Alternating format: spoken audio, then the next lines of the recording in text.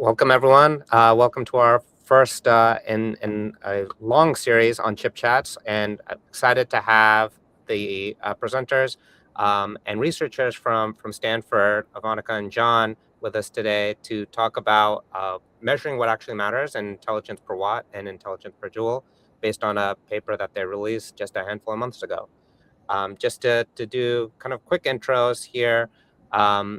Both of them are for Stanford as and PhDs, and why don't I hand it over to Ivanica first to do a quick intro on herself. Yeah, for sure. Thanks for having us, first of all, Vasant. It's a pleasure for us to be speaking with you all today. My name is Ivanica. I am a CS PhD student, co-advised by Chris Ray and John Hennessy.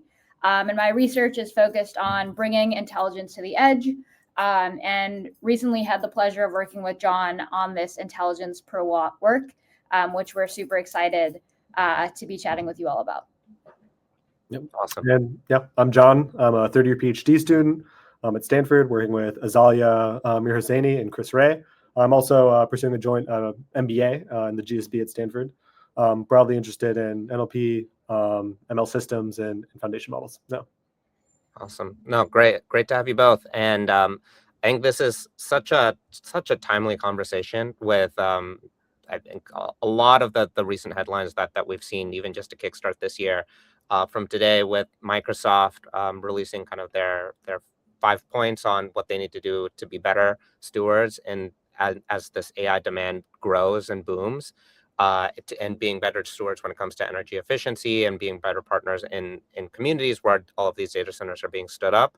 And I think Satya Nadella recently kind of commented that the biggest thing that they're seeing is not that they don't have enough chips, it's really power, right? And so it's how do we better utilize all of the power in a much more efficient and way. And it comes from whether that's using local compute, whether it's better in different architectures that are much more energy efficient. All of these are kind of top of mind for a lot of the key leaders that are out there talking about kind of the problems that we're seeing today. And so first thing I kind of wanted to start with is what was kind of some of that motivation for both of you as you were kind of thinking about putting this paper together, and what ultimately led you to kind of formulating intelligent per watt as the metric that was really kind of the crux of everything that you released? I think one of the initial things that inspired us to start considering like intelligence efficiency more broadly was all of the just growing and like burgeoning demand of seeing inference demand kind of like across the board. We'd seen like projections from Google and projections from NVIDIA showing this like compounding growth in the demand for inference compute. I saw estimates from each of them that put it at somewhere between like 10x and 100x like year over year. Yeah. And this puts like an immense strain not just on like building better chips and building more chips, but also everything that's part of that AI stack. So thinking about like all of the networking infrastructure, thinking about all of the like auxiliary hardware required for running these chips, thinking about stuff like your power sources, like your water sources, like the actual land required for building out these data centers. And so we were curious to start thinking about where the bottlenecks lie along this kind of immense supply chain, and thinking about how we can kind of better analyze and better understand how people are scaling intelligence just across the world. The reason we decided to focus in kind of on like intelligence per watt, because we felt like most of the current metrics today didn't really examine the end-to-end connection between like the power, the actual energy being delivered, and the actual intelligence being created or being delivered as well to users. The metrics to date have been like considering like different segments of the pipeline. So thinking about like how many flops you can get per watt, or how many say models you can put up with a given number of chips. But we wanted to find a metric that we felt like could capture that end-to-end potential of converting energy into intelligence. Yeah. I love it. Oh, go ahead.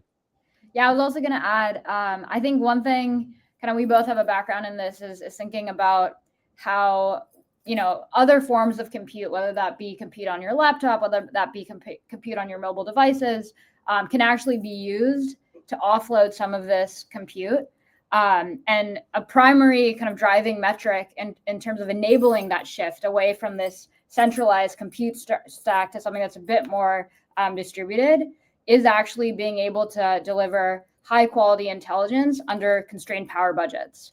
And so this metric was a great way to kind of measure this in a very precise manner, which in essence is going to enable us to track how that compute kind of transitions away from these centralized resources to the more kind of distributed edge. And of course, it's not like an either or. The world, like there's so much demand, it's going to be the best of both worlds. Like you are going to have that cloud compute, you are going to have that local compute. And so that's something that we're super interested in exploring. Awesome. And I'd love to double click on that more for folks joining in the chat. Please also feel free to add questions in, and we'll be happy to take them kind of intersperse it as we go. But I go diving back into intelligence per watt.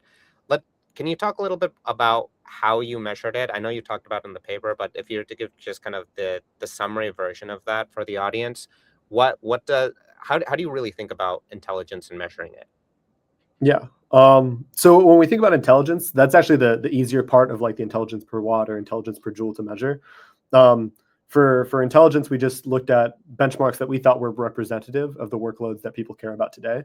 And so one of the most like massive workloads in existing infrastructure is just like single turn chat and reasoning queries. And so we found a cross section of tasks that we felt like were representative of those kinds of queries, and then simply measure the accuracy of different models across those queries. And so you can measure both like closed source models like GPT-5 and Claude Opus, but also all the open source models that are available to run locally and in the cloud. So thinking about like the Quen series, IBM Granite series, Llama, all of those. From there, then you can use those accuracies and then use that as your representation of intelligence. For the actual like wattage and joules being measured for those queries, we use the profilers that are available for all of these different AI stacks. So like for example, NVIDIA has the NVML stack, or has the NVML library. AMD has their own, Seminova has their own. And so from there, we can measure precisely what's the actual power draw as these queries are being served. Yeah, well, can we double click into that a little bit more? Because I think that there was a lot of work. I know that you were partnering with our team, with other teams to figure this out. So as you kind of were doing the measurements in terms of energy, like what was kind of the methodology that would use to make sure that you capture everything accurately? Yeah, so we wanted to measure inference settings that we thought would be representative of both like cloud infrastructure and local infrastructure. So we explored like two settings. One was like a batched like high throughput setting that's pretty common of like data centers. So you can imagine you might have like a batch of like 32 or 64 queries that are being served in like reduced precision. So it'd be like FP8 or FP4. From there, we get the end-to-end latency and the end-to-end like power draw of serving those queries. So everything from like loading the queries in, pre-fill, decode, all the way to like the completion of that decode phase. And we use that entire segment as the like total time for serving that query or that batch of queries. For the local settings, we do something similar. So we also do kind of like that end-to-end pre-fill decode, but instead it's single batch. So we're looking at like queries being fed in one by one. And that's pretty common of like consumer GPUs. Like if I'm running something on my laptop, I'm not serving any other users besides myself. And so I'll only have like one set of queries typically for any given point. Yeah, no, I think that makes a lot of sense and gives you kind of that apples to apples comparison for the purposes of this research. Yeah, and quick plug for everyone in the audience who actually wants to try the profiling method and look at the actual end-to-end process. We have open sourced all that code. So if you just go to Hazy Research, intelligence-per watt, you should be able to find all the code. So that's awesome. No, I think that's super helpful, especially for folks trying to replicate themselves or within their own kind of different settings as well, right?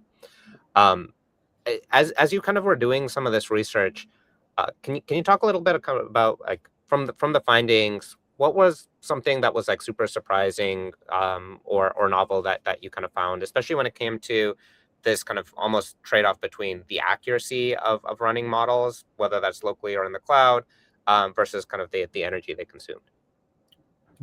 Yeah, so I think there was a couple surprising pieces for us. One was that the gap between these local small open source models and your frontier is actually not that large. I think going into this, that was not like the intuition that we had, but actually seeing the numbers and seeing the evaluations was quite shocking. Another kind of thing that was very surprising to us was the rate of improvement. We did this longitudinal analysis to understand how is intelligence efficiency changing over time. And what we saw was a 5.3x improvement over 2 years, which is quite significant. And then finally, I think the thing that we were also very intrigued to understand was the idea that local accelerators are actually quite a bit behind the cloud accelerators in terms of intelligence efficiency. And so that's encouraging, right? Because that means, there's room for growth on the local side. But yeah, I would say those are kind of like the three things that we found to be interesting. I don't know if you have anything to add. Yeah, no, I think you covered it pretty well. Yeah. Yeah. Was it surprising to at least going into it, like, did you expect to actually find that the local ones would be better, or were you actually thinking that there would still be improvement that needed to be had on the local front when running these models? Yeah, I mean, we didn't expect the local models to be like quite so competitive. I think there's still a lot of like headroom for the local models to improve. Like namely, like we worked on like single turn chat and reasoning queries. Now we're like looking at like more agentic workloads, like multi-turn, heavy tool use workloads. They Right. kind of represent more the like bleeding edge of like reasoning. And for those queries, it's like more mixed in terms of like local performance. So we're excited to see like how local models, open source models continue to improve in that regard. However, like we're pretty optimistic. Like local models currently have about the same performance as state-of-the-art frontier models did like 6 to like 9 months ago. And so that's kind of reassuring, especially if that gap either continues or even shrinks. And so we're excited to see like as that transition begins to happen, like how does that influence the way we build like inference engines and the way we build infrastructure for not just like leveraging like data centers and closed source models, but also the chips that are available like in your laptop. Yeah, and I think that's a great point, right? Because the way you can kind of influence intelligence per watt is one by either improving the intelligence into a smaller model, right? That either runs locally or in the cloud, or you kind of shift the architecture in what you're running into a much more energy efficient solution. I think the thing that was stood out to me is like when you look at it, like I think a lot of people think about they can either run workloads locally or they can look at it in the cloud. I think what's really interesting about the research is also thinking about it in almost like a router setting where you're choosing dynamically whether or not to send workloads locally or to the cloud. Can you talk a little bit more about kind of what was kind of your hypotheses or theses like leading up to kind of creating this router framework in terms of maximizing intelligence per watt? Yeah, we kind of view like a perfect or like an Oracle router as like the holy grail of what we'd want for like an inference workload like management system. Like in a perfect world, we'd always know which queries can be satisfied by like local on-prem compute and which ones require like the bleeding edge of like frontier, like closed source compute.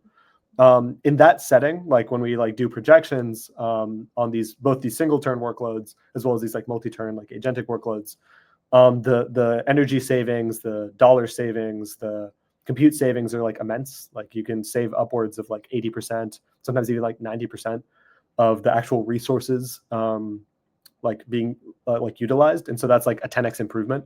Yeah. The problem, of course, is like getting that like component to be like intelligent enough to know when to route and know when to like delegate to local versus cloud. That being said, we found that even like modestly accurate routers, so routers with like even like 60-70% accuracy, can capture a lot of those savings. And so we found that really reassuring because like the current state of the art routers are like at that level of quality. We view it as like a kind of going to be an increasingly important area of research going forward. And you're already starting to see like some routers available like in production. Like I know ChatGPT, like GPT-5, like they have a router as part of their service for understanding how to delegate amongst models. But yeah. you know, And I think the other thing that kind of motivated this split setup was if you actually look at traffic today, a vast majority of it to, your services like ChatGPT or Claude are not actually these very complex, math and science and reasoning tasks. It tends to be things like, writing based or reformatting or just these tasks that truly these local models can actually do. And so our intuition was, if we do look at the basket of tasks that are being serviced today by, the most powerful models in the world, can we actually like think about other places where we can run this, right? Like you don't need to be using your GPT-5 for your query if it's, can you please reformat this in a tone that sounds like me, right? Yeah. Like that can be run on a smaller model.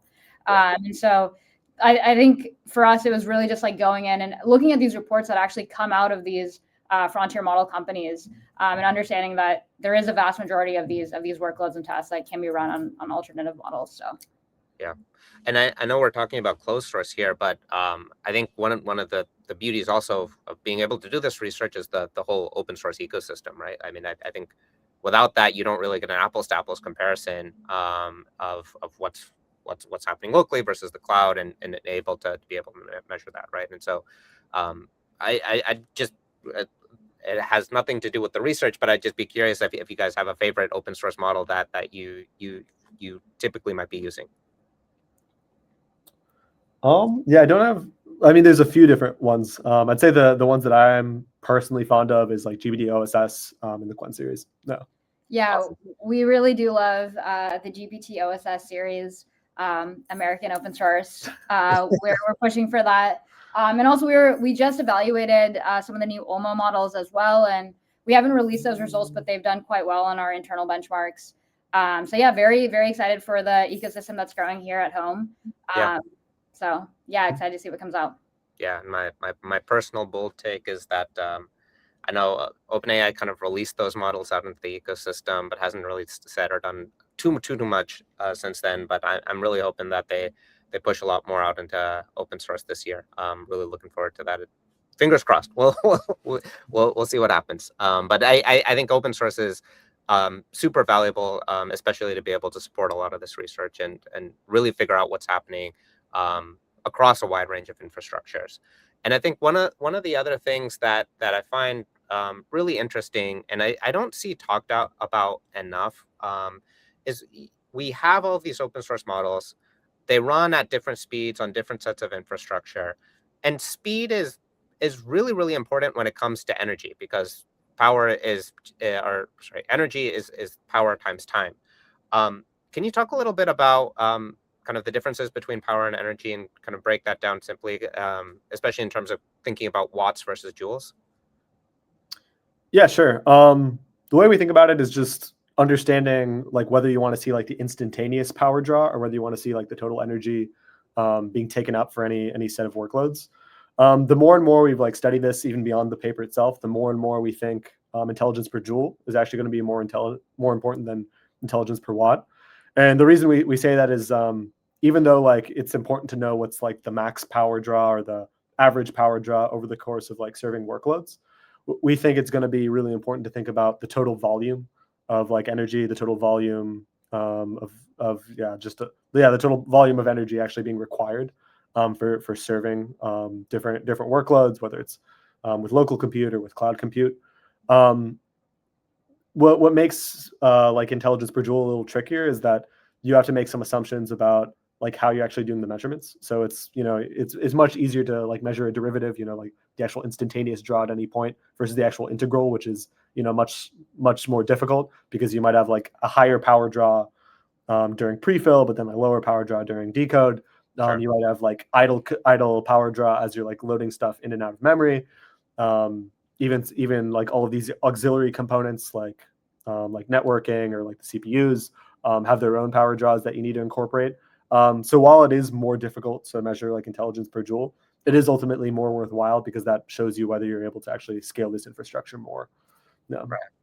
I think that point that you just made, that intelligence per joule is actually kind of where I think we're hoping to see it become like a little bit more ubiquitous, because it's kind of a true value measure in terms of the fact that if you can do a task significantly faster and reduce the energy, that's ultimately what actually matters in terms of what's consumed. Yeah. How do you think about? I mean, it's been a couple months since the research has been put out. How do you think about how enterprises should be looking and incorporating this into some of the workloads that they're trying to get deployed, whether that's this year or in coming years, as they kind of ramp up their AI usage and demand? Yeah. Yeah, I think kind of in past years, the default in the enterprise has been to use the frontier models for every query, every workload.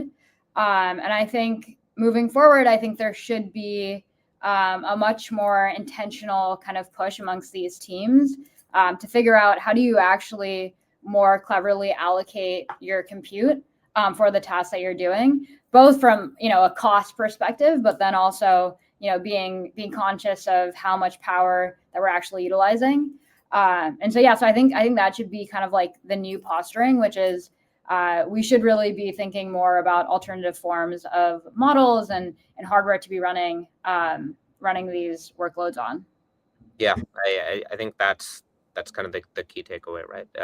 So there's so many different architectures that are out there. Some that consume more energy, some that consume more energy during certain workloads like prefill, some that consume more energy during decode, right? That there are a lot of different variables to it, but I think the end North Star is really being conscious of that, especially given how power constrained we are, and not being able to have enough power to run all of the workloads that everyone wants to run. So I view that as kind of the key thing. And maybe just to summarize that also for the audience, like from kind of the research that you did, what were kind of from a hardware perspective, the kind of the key findings that you had in terms of the energy efficiency gains of different systems? Do you want to start and then I can follow? Yeah. So something we thought that was super interesting was the intelligence per watt was like pretty comparable when you were looking at like local models versus like cloud models or models that required like cloud infrastructure. Like the local models were a little more inefficient, so they were like maybe half as intelligence per watt efficient as those cloud models. However, when you looked at the actual like intelligence per joule, it was much more dramatic. So it was like anywhere between like 4x and like 8x difference in efficiency. When we were, for example, like when we were looking at the Samanova SN40L, it was pretty dramatic to see the difference between like intelligence per watt and intelligence per joule when we were looking at the different infrastructure. So if we were to like run stuff with like consumer GPUs, whether it's like from Apple or NVIDIA, it was much more energy inefficient when you look at the joules versus when you look at the like watts compared to like the data center infrastructure with Samanova. Right. Yeah, I think that's one piece. Also, to touch on it, the actual rates of improvement across, like accelerator families themselves. So looking at local NVIDIA accelerators over time, looking at the Apple accelerators over time, looking at the NVIDIA accelerators over time, like the rates of improvement across subsequent generations was quite surprising to us. And then I also think the other piece to highlight all the great work you guys have been doing at Salmanova is, this heterogeneous world that we live in terms of chips and hardware more broadly. I think you brought it up in your last point where we have a bunch of different deployment use cases. And we're fortunate enough to live in this world where we have chips that are specialized for various things. So things like the Samba chips, which are incredibly fast, incredibly power efficient, are super optimized for inference. Like those are the things that we should be using. And so, I think that for us was like a really interesting finding, which is this actual like heterogeneity between the hardware providers enables us to actually have this global kind of inference stack that's much more efficient. Yeah, no, exactly. And I think that's where we're all trying to push the boundaries in terms of how do we make all of these deployments more energy efficient, so we maximize what we already have, right? I think the last question I have, and then if folks in the chat have anything before we wrap up, is after doing all this great research, as we're looking into 2026, what are some of the things that you're looking forward to putting out there, and using to evolve the research that you've already put out? Yeah. I'd say there's a few different areas that we're most excited about. One is just expanding the benchmarking. So updating it with the latest benchmarks that people care about, when it comes to like coding agents, when it comes to just agentic tasks more broadly, when it comes to just like multi-turn, heavy tool use.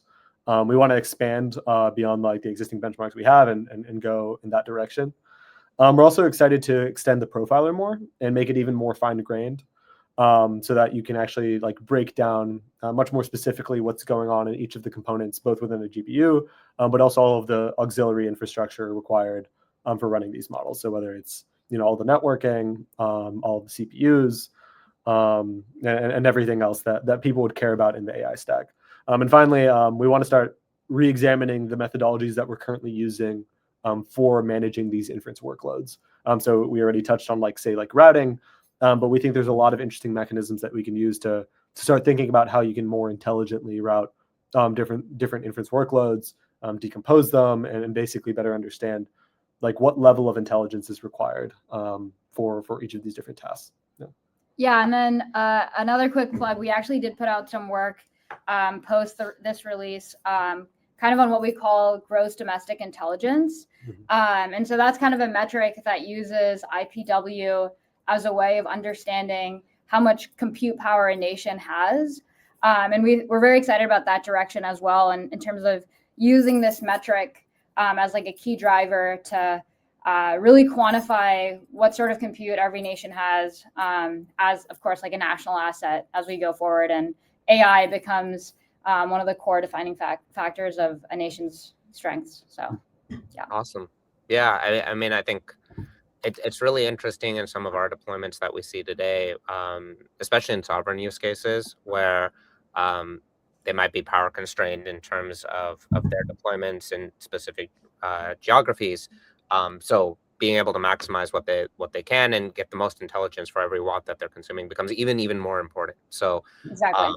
we're really looking forward to seeing that grow and evolve in this year, as well as from the Salmanova side. Awesome. I think the only kind of core question that I saw here was that is this recorded? So yes, this is recorded.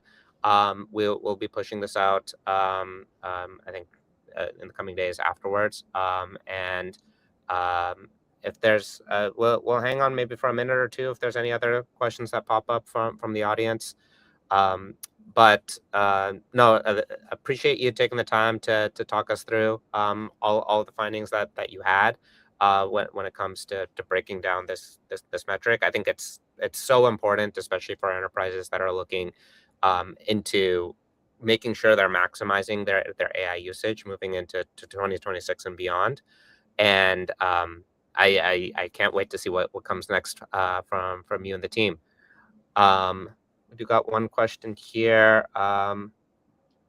We get the impression that in the US, energy efficiency isn't top of mind or on the list when implementing AI. Do you see this changing now, or what do you predict for the future? It's a great question. Yeah, I think right now it's not top of mind for anyone really. I definitely do see this changing. I think, Vasant, you brought it up in your opening remarks about Microsoft.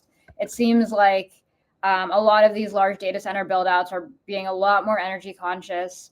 The hardware providers, if you just like track the metrics that they have in any of their PR releases, it's very much oriented around energy efficiency.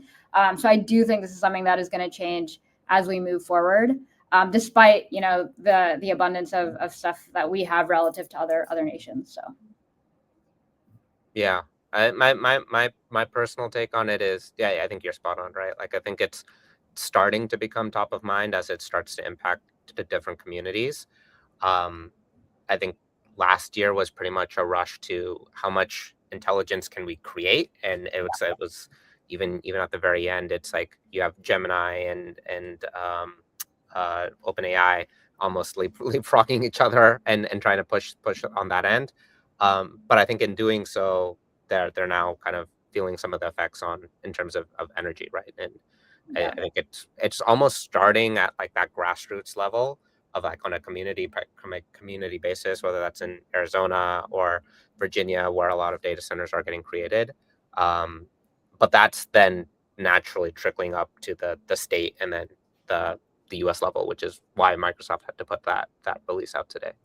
Yeah. I also think even from like the model provider side as well, like if you looked at kind of the releases in the later half of the year, there was a constant push towards token efficiency, number one. And then you saw things like OpenAI pushing to having the router in the back end actually using, smaller models. So it seems like even on the modeling and intelligence side, it is coming to bear as well. So yeah, and I think the other angle to that is like, so Meta had just recently, I think a handful of days ago, they bought or I guess licensed a couple nuclear power plants from a few folks like Vistera, and it's I think they're almost getting to the point of scraping the barrel when it comes to like what is the energy that they can pick and pull from, and then once they get to the bottom of the barrel, then they naturally have to push on how can they make their solutions even more efficient.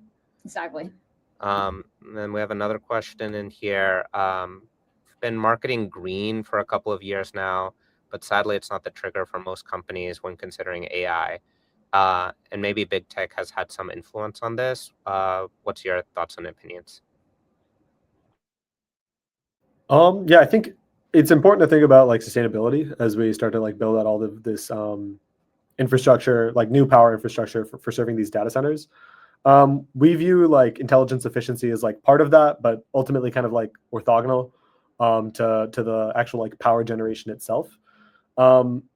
We think that like as we build more efficient systems, as we build more powerful systems that allow you to just better convert energy to intelligence, it's going to have both like a like improved like sustainability effect in terms of like you're able to like reduce the amount of energy required for existing systems, but we actually think it's going to also like spur demand for building out infrastructure, because suddenly you're able to get more leverage in your ability to build out new chips, build out new data centers, build out new infrastructure, whether it's buying new land, getting water sources, getting energy sources for building out this infrastructure. We think it's kind of like complementary in the sense of like if you want to like build like sustainable systems, like there's no avoiding like the kind of AI wave as it is right now. So the best thing that we can do is thinking about how we can build it in the most intelligent, efficient way. No.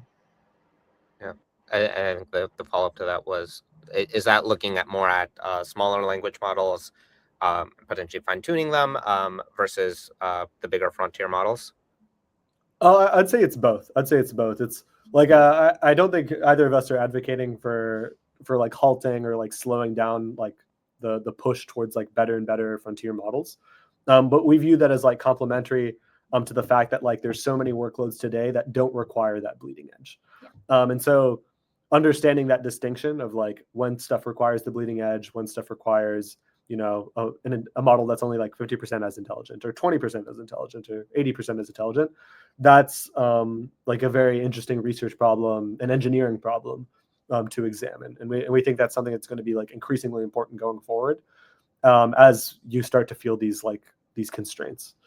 Yeah, and I think that's why the router concept is so important too, because that you want to keep pushing the frontier in terms of improving the maximum efficiency or maximum intelligence that you can actually create, but then knowing when to route it to that versus something that might be able to handle it in a much more energy efficient way is the key for architecting that overall system that is the most efficient. Absolutely. Awesome. Well, I know you both have to run to your next talk that you're giving. So again, thank you so much for joining us today. It was great having you both, Ivanika and John, and looking forward to seeing what else you guys produce in 2026. Awesome. Yeah, and for anyone in the audience, all our work is open source. Reach out to us. Our emails are on the GitHub, the papers. I'm always happy to collaborate. The door is open, so please do reach out.